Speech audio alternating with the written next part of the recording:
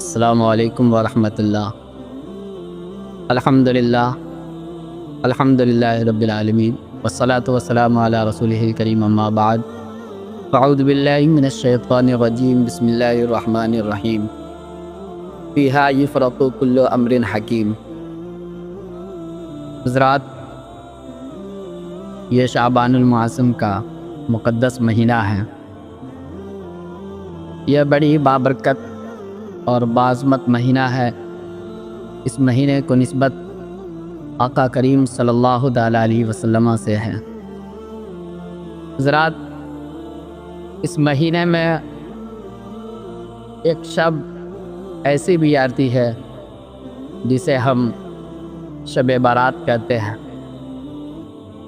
اس رات میں چونکہ بے شمار برکتوں اور رحمتوں کا نزول ہوتا ہے، اسی لیے اسے شب مبارک اور شب رحمت کے نام سے موسوم کیا گیا۔ برات کا معنی بری ہونا، نجات پانا، رہا ہونا ہے، کیونکہ اس رات میں خدائے غفور الرحیم بندوں کو جہنم سے بری کر کے نجات کا پروانہ دے دیتا ہے۔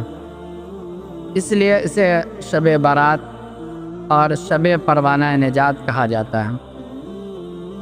یہ وہ بعظمت رات ہے جسے اللہ تبارک و تعالیٰ نے بے انتہا خوبیوں اور برکتوں کا جامع بنایا ہے، اور بہت سے خصائص و امتیازات سے شرف بخشا ہے۔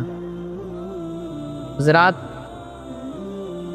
اس رات میں خدائے پاک دن ڈوبنے کے بعد سے ہی اپنی بے پناہ رحمتیں دنیا والوں پر نازل کرتا ہے، اور بے شمار لوگوں کو اپنے فضل سے بخش دیتا ہے۔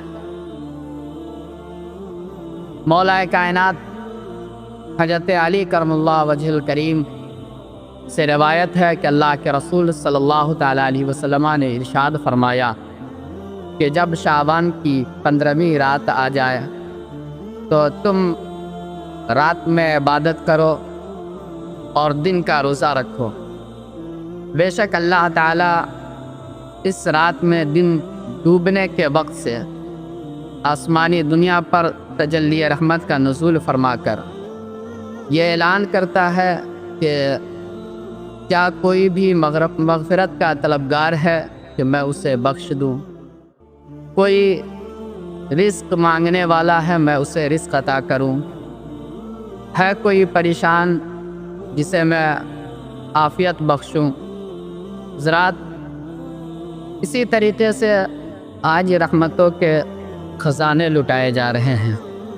کوئی بھی شخص میری کسی رحمت کا طالب ہے کہ میں اسے فضل و احسان سے نوازوں، رحمت عامہ کی داد و دہش کا یہ اعلان رات بھر ہوتا رہتا ہے، یہاں تک کہ فجر نمودار ہو جاتی ہے۔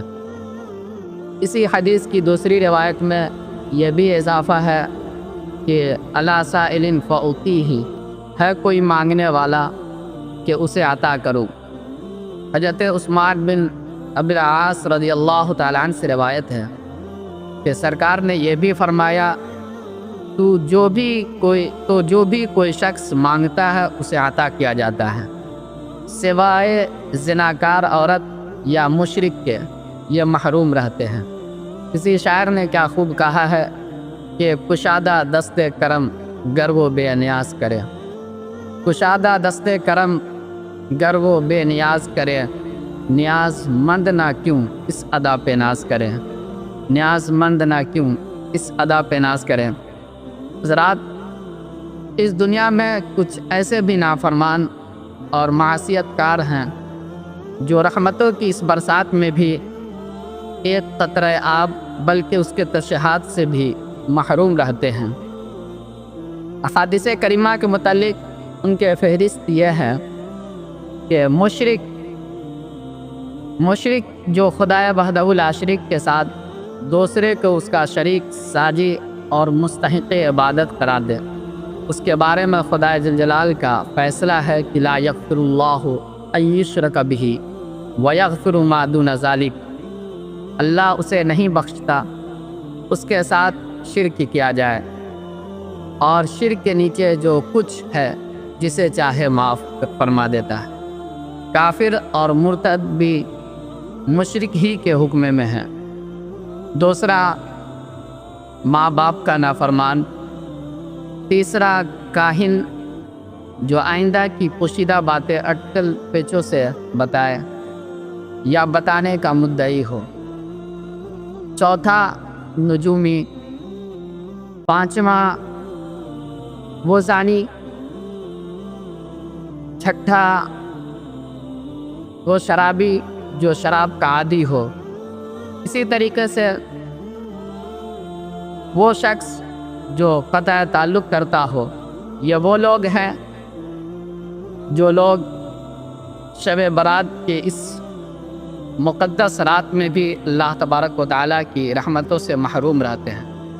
یہ وہ مقدس رات ہے جس رات میں رب تبارک و تعالیٰ بے شمار لوگوں کی مغفرت فرماتا ہے۔ کتابوں میں آیا ہے کہ اللہ تبارک و تعالیٰ اس مقدس رات میں بنی کلب کے بکریوں کے بال کے برابر اپنے گناہگار بندوں کی بخشش فرماتا ہے۔ حضرات، ہمیں بھی چاہیے کہ ہم شعبان المعظم کی اس مقدس رات شب برات کو جاگ کر اپنے رب کی عبادت کریں، نوافل پڑھیں، ذکر و اذکار کریں اور اپنے گناہوں سے توبہ و استغفار کریں۔ یقیناً رب تبارک و تعالیٰ بڑا مہربان ہے، ہماری گناہوں کو بخشنے والا ہے، وہ بڑا کریم ہے۔ دعا ہے کہ رب تبارک و تعالیٰ ہم تمام لوگوں کو اس رات میں خوب عبادت کرنے کی توفیق و رفیق عطا فرمائے۔ وما علینا الا البلاغ۔ السلام علیکم۔